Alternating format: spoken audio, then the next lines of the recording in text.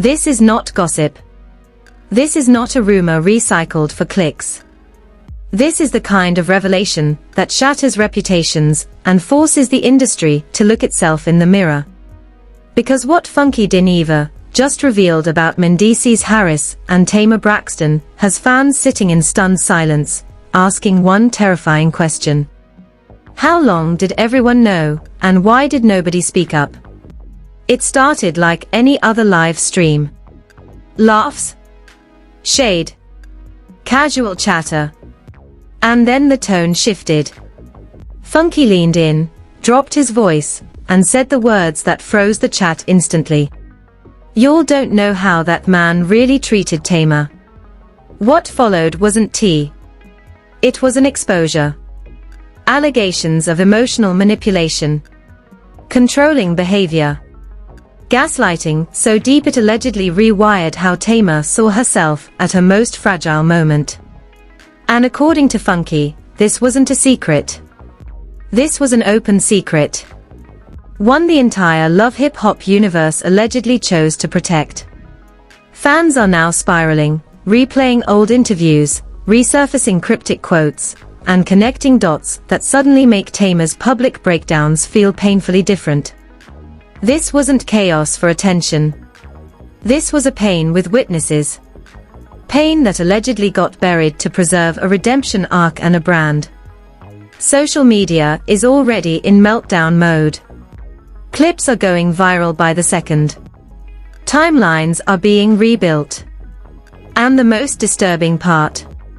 Funky says what we're hearing now is only the surface.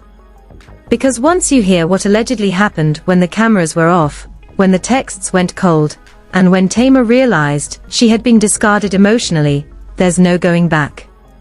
Stay right here. Because this story doesn't just expose a man. It exposes an entire system that watched a woman break and chose silence instead. What happened next is the part nobody was ready for, because it didn't start as an expose. It started as laughter, shade, and the usual chaos on a Funky Dineva live stream. Wigs were being reviewed, jokes were flying, the chat was relaxed. And then, without warning, Funky stopped smiling. His voice dropped. His posture shifted. And in that split second, everyone watching knew something dangerous was coming. When he said, "Let me tell you all something about Mendeecees Harris and Tamar Braxton," the comment section exploded before he even finished the sentence. Because people felt it. This wasn't playful tea. This was buried history clawing its way back to the surface. According to Funky, the story the public knows is incomplete by design. He claimed Tamar and Mendeecees crossed paths during a period when both were publicly vulnerable and privately unstable. What looked like coincidence was allegedly opportunity. Funky said Tamar was already emotionally fragile, dealing with public scrutiny, career uncertainty, and a personal life that had been cracked open for entertainment consumption. And that's when Mendeecees allegedly stepped in, presenting himself as understanding, supportive, and safe. Someone who got it. Someone who listened. Someone who said all the right things when Tamar needed to hear them most. But Funky made it clear this wasn't some fairytale connection. He alleged it was a situationship rooted in imbalance from the start. Tamar, according to Funky, wasn't just dealing with feelings. She was dealing with emotional dependency that formed fast and deep. Texts allegedly turned into late-night calls. Late-night calls allegedly turned into promises. And those promises, Funky said, were never meant to be kept. He claimed Mendeecees positioned himself as a rescuer while quietly keeping one foot out the door, reminding Tamar just enough that nothing was official so he could retreat whenever accountability knocked.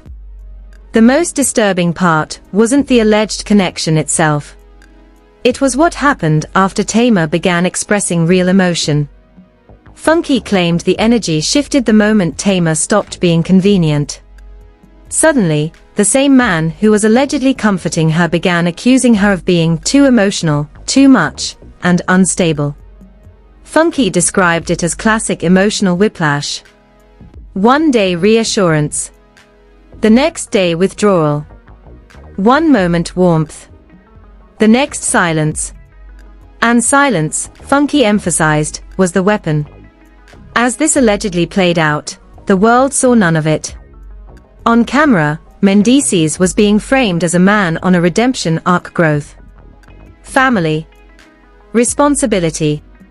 Meanwhile, Funky claimed Tamar was unraveling quietly, questioning her worth and blaming herself for reactions that were allegedly provoked. He said Tamar confided in people close to her that she felt confused, discarded, and embarrassed, not just because of how things ended, but because of how quickly the narrative flipped against her. According to Funky, Mendeecees allegedly began telling people she was doing too much, painting her emotional response as instability instead of hurt. That's when the betrayal allegedly deepened. Funky implied that this wasn't happening in isolation. He suggested that people within the love hip-hop orbit were aware something messy had happened but chose silence. Not because they didn't believe Tamar, but because the story didn't serve the brand. A vulnerable woman spiraling didn't fit the redemption image being built elsewhere. And Tamar, Funky said, understood exactly what would happen if she spoke. She would be labeled dramatic, difficult, unstable. Again. Fans watching the live began connecting dots in real time. Old interviews resurfaced. Cryptic quotes Tamar had made years earlier suddenly sounded less vague. Lines about being emotionally discarded. About men who don't hit you with fists, but with absence. At the time, those comments floated by unnoticed. Now, they felt like confession. Funky didn't claim Tamar ever named names publicly. He said she couldn't. The cost would have been too high. And the system wasn't built to protect her.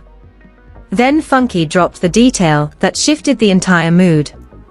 He claimed Tamar wasn't just hurt emotionally. She was destabilized. According to him, this period coincided with visible changes in her behavior, her confidence, and her public presence. The laughter faded. The spark dulled. The self-assurance cracked. Funky said people laughed at Tamar for being too much without asking who pushed her there. And that question hung heavy in the air as the chat scrolled uncontrollably. Social media caught fire instantly. Clips from the live were ripped and reposted across platforms. Twitter timelines filled with disbelief and anger. Fans demanded to know why this had never come out before. Others questioned how many people had benefited from Tamar's silence. And still, Funky wasn't done. He hinted that what he shared barely scratched the surface. That there were messages, voice notes, receipts he had seen, but hadn't shared publicly out of respect for Tamar's healing. That single admission sent shockwaves through the internet. Because it implied proof exists. Proof that could flip everything. As the live continued, Funky's tone hardened. He said this wasn't about dragging anyone for clicks. It was about context. About finally understanding why Tamar disappeared at times, why she seemed guarded, why her joy felt interrupted. He said trauma doesn't always look quiet. Sometimes it looks loud because no one is listening. And according to Funky, Tamar was screaming for understanding while being told to calm down. By the end of that segment, the chat wasn't laughing anymore. It was grieving. Furious. Demanding answers. And Funky closed that chapter with a sentence that landed like a threat and a promise at the same time. He said, "You'll think this is bad. This is just what I can say out loud." And in that moment, everyone watching realized something chilling. If this was the version sanitized for public consumption, whatever was still being held back had the power to change everything we thought we knew about this story. Once Funky crossed that line, there was no turning back. The energy of the live shifted from shock to dread, because what followed wasn't just commentary. It was The chat erupted when Funky claimed he had seen screenshots. Not rumors. Not paraphrases. Screenshots with timestamps that showed a clear shift in tone. Messages that began with intimacy and ended with irritation. One alleged text read like reassurance, telling Tamar she was special, different, understood. Another, sent days later, allegedly accused her of being clingy and exhausting. Funky said the contrast was so stark it made his stomach turn. He described it as emotional bait and switch, the kind that leaves someone constantly chasing the version of you that no longer exists. What made it darker, Funky said, was the timing. Tamar was not at her strongest. She was navigating public criticism, private grief, and a sense that her career footing wasn't secure. Funky alleged that Mendeecees knew this. That he positioned himself as stability, while quietly benefiting from her vulnerability. And when she leaned in, he leaned out. Not gradually. Abruptly. Leaving her to absorb the fallout alone. Then Funky dropped the detail that sent the internet into a frenzy. He claimed that once Tamar began expressing hurt openly to people in her circle, the narrative flipped fast. Suddenly, whispers started circulating that she was unstable. That she was too emotional to deal with. Funky alleged those characterizations didn't originate from thin air. They were repeated. Reinforced. Allowed to spread. And once that label sticks to a black woman in entertainment, it becomes a professional death sentence.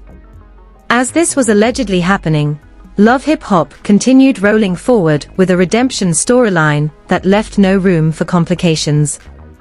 Funky implied that producers and insiders were aware of tension, but chose convenience over truth. Not because they didn't believe Tamar, but because believing her would require disruption. And disruption threatens brands. According to Funky, Tamar knew exactly what machine she was up against. Speaking out would have meant being painted as bitter, unstable, or vindictive. So she swallowed it. And swallowing it, he said, nearly broke her. Fans began revisiting moments they'd dismissed for years. Tamar's sudden social media withdrawals. Her cryptic captions about being used and discarded. Her emotional interviews where she struggled to articulate what hurt without naming who caused it. Funky said those weren't theatrics. They were aftershocks. Trauma surfacing in fragments, because the full story was too dangerous to tell outright. Then came the confrontation that allegedly sealed everything. Funky claimed Tamar eventually tried to pull the truth into the light privately. Not online. Not publicly. Privately.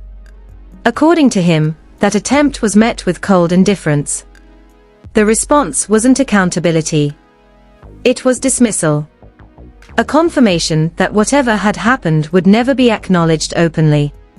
That moment, Funky said, was when Tamar finally understood she was alone in this. That no one was coming to validate her experience. And that realization hit harder than the breakup itself. Behind the scenes, Funky alleged Tamar's mental health spiraled again. Panic. Self-doubt. Shame. Not because she was weak, but because she was isolated. He connected this period to her sudden absence from certain projects, and her visible anxiety in public appearances. According to Funky, Tamar wasn't being dramatic. She was trying to survive an emotional injury, while pretending nothing was wrong. Social media turned into a battlefield. Twitter users began assembling timelines. TikTok creators stitched together clips from Tamar's past interviews with Funky's revelations playing underneath. Comment sections filled with rage and regret. How did we miss this? Why didn't anyone protect her? Why is this always how it goes? The collective guilt was palpable. And still, Funky hadn't even revealed the most disturbing part. He claimed the manipulation didn't end when the situationship did. According to him, Tamar later learned that Mendeecees had allegedly minimized the entire thing to mutual acquaintances, framing her pain as obsession and instability. Funky said that kind of quiet smear is the most damaging because it doesn't look like an attack. It looks like concern. And it poisons rooms before you ever walk into them. Opportunities, Funky implied, began slipping away. Not with dramatic rejections, but with polite distance. Calls not returned. Meetings postponed. Interest cooled. Tamar couldn't prove why, but she felt it. And Funky said that's how damage works in this industry. You don't need a public scandal. You just need enough doubt. By this point in the live, Funky was visibly angry. He said the public loves to mock Tamar for being loud, emotional, messy, without ever asking what pushed her there. He challenged viewers to consider how many times a woman has to be hurt before her reaction is allowed to make sense. And then he delivered the line that changed everything. He said Tamar once told someone close to her that she felt like she was used for comfort and discarded for convenience. That sentence landed like a gut punch. Because suddenly, the puzzle pieces locked into place. The silence. The retreats. The guardedness. It wasn't mystery. It was self-protection. And Funky warned the audience not to confuse her quiet now with forgiveness. Healing doesn't always come with closure. Sometimes it comes with distance. As the live drew toward its next turn, Funky hinted that more people were involved than anyone realized. That messages had circulated. That warnings had been ignored. That silence had been chosen deliberately. He didn't name names. He didn't have to. The implication was enough to set the internet ablaze. Because if this many people knew and said nothing, the betrayal wasn't individual. It was systemic. And just when viewers thought they'd heard the worst, Funky paused, stared into the camera, and said there was one more detail he hadn't shared yet. One moment so revealing that he'd debated whether to say it at all. The chat froze. Because whatever came next wasn't going to add context. It was going to change the entire story. The pause was intentional. Funky let the silence stretch, just long enough for the tension to suffocate the room. Thousands were watching, thousands more catching clipped reposts in real time, and everyone knew whatever came next was going to scorch everything it touched. When Funky Dineva finally spoke again, his voice was steady, but the message was lethal. He said there was a moment Tamar never forgot. A moment so small on the surface, yet so devastating it reprogrammed how she trusted people forever. According to Funky, Tamar once showed up to a televised event already on edge, trying to hold it together, trying to be professional. Backstage, while hair and makeup were happening, her phone buzzed. A voice note. Funky claimed he was told exactly what was said. Not affection. Not concern. Cold dismissal. Allegedly, Mendeecees Harris told her she was too dramatic, that he wasn't built to carry somebody else's mess, and that she needed to figure herself out. Funky said Tamar froze. No yelling. No clapback. Just silence. The kind of silence that hits when you realize the person you leaned on never saw you as human in the first place. That was the moment, Funky said, Tamar understood the truth. She wasn't a partner. She wasn't even a priority. She was emotional labor. Something to be picked up when convenient and dropped when inconvenient. Funky claimed Tamar broke down in the makeup chair afterward, crying quietly so cameras wouldn't catch it, apologizing to stylists for being a problem. That detail wrecked the chat. Because people suddenly saw the shift. The woman once known for confidence now shrinking herself to avoid being labeled difficult. From there, Funky said, everything lined up. Tamar's sudden refusal to be seated near certain people at industry events. Her quiet exits. Funky then aimed his focus at the industry machine. He implied that this story didn't stay hidden by accident. According to him, certain producers and insiders knew enough to ask questions, but chose not to. Because acknowledging Tamar's pain would have complicated a carefully crafted redemption narrative elsewhere. And in reality TV, complication is only welcome when it boosts ratings, not when it threatens the brand of a man positioned as reformed. The internet didn't miss the implication. Fingers pointed. Names trended without being said. Silence from key figures became deafening. Meanwhile, Tamar herself remained quiet. No rant. No denial.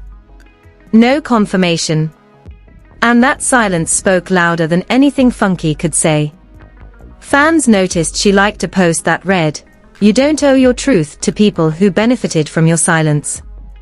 Another clip surfaced of Tamar smiling softly, with a caption about healing not needing an audience.